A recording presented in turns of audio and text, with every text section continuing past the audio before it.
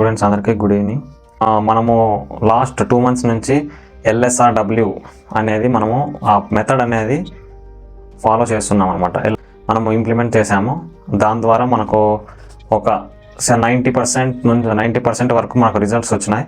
ఆ LSRW మెథడ్నే ఈ year అంతా కూడా మనం ఇంప్లిమెంట్ చేసి దాని ద్వారా LSRW మెథడ్ని సక్సెస్ఫుల్గా మనము కంప్లీట్ చేద్దాం.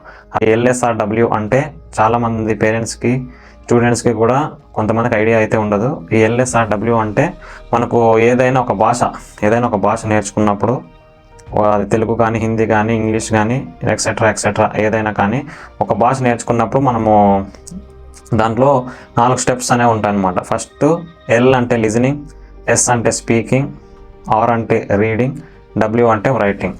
ఈ 4 మెథడ్స్ మనము ఈ 4 స్టెప్ బై స్టెప్ ప్రాసెస్ అంతా ఫాలో అయితే మనకు ఆ లాంగ్వేజ్ ఏ లాంగ్వేజ్ అయినా కానీ ఈజీగా మనం మర్చిపోకుండా లాంగ్ టర్మ్లో గుర్తుండి మనకు ఆ సబ్జెక్ట్ గురించి చిన్న డౌట్ కూడా రాకుండా ఉంటుంది. ఇందులో ఫస్ట్ ఏదైనా మనం చెప్పినప్పుడు స్టూడెంట్స్ వింటారు కాబట్టి అది లిజనింగ్, అది వాళ్ళ మైండ్లోకి సేవ్ అవుతుంది. అది లిజనింగ్ ద్వారా వాళ్ళ మైండ్లోకి మనం ఏ లెసన్స్ చెప్పినా, రేమ్స్ చెప్పినా, లెటర్స్, వర్డ్స్, నెంబర్స్ ఏం చెప్పినా లిజనింగ్ ద్వారా వాళ్ళకి మైండ్లోకి సేవ్ అవుతుంది. నెక్స్ట్ ఆ మైండ్లో వాళ్ళు సేవ్ చేసుకున్నవి వాళ్ళు అవుట్ సైడ్ మన నోటి ద్వారా వాళ్ళు బయటకు చెప్పినప్పుడు స్పీకింగ్ ద్వారా అది మౌత్ ప్రాక్టీస్ అవుతుంది అనమాట. మౌత్ ప్రాక్టీస్ మనకు ఈ మైండ్కు మౌత్కు ఇట్లా నర్వ్స్ అనేవి కనెక్టెడ్గా ఉంటాయి అనమాట. ఎప్పుడైతే మనం ఒక వర్డ్ని చూస్తున్నప్పుడు అది మన మైండ్లోనే ఉండిపోతుంది.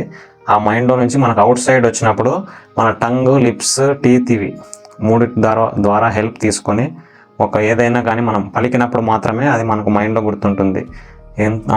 దాని ద్వారా స్పీకింగ్ అయిపోయింది. నెక్స్ట్ రీడింగ్ చాలామంది స్టూడెంట్స్ చెప్పమంటే నోటి ద్వారా ప్రాక్టీస్ అయింటుంది కాబట్టి చాలా చెప్పేస్తారు. A నుంచి Z వరకు కానీ, నెక్స్ట్ ఆ నుంచి బండిరా వరకు కానీ, ఆ నుంచి హిందీలో ఆ నుంచి జ్ఞా వరకు కానీ, 1 to 1000 వరకు కానీ నెంబర్స్ అయినా ఇవన్నీ చెప్తారు. కానీ వాళ్ళకు ఏ లెటర్ మనం ఒక నెంబర్ చూపించినప్పుడు నెంబర్స్ అనేవి వాళ్ళు చెప్పేటప్పుడు రాంగ్ అయిపోతున్నారు.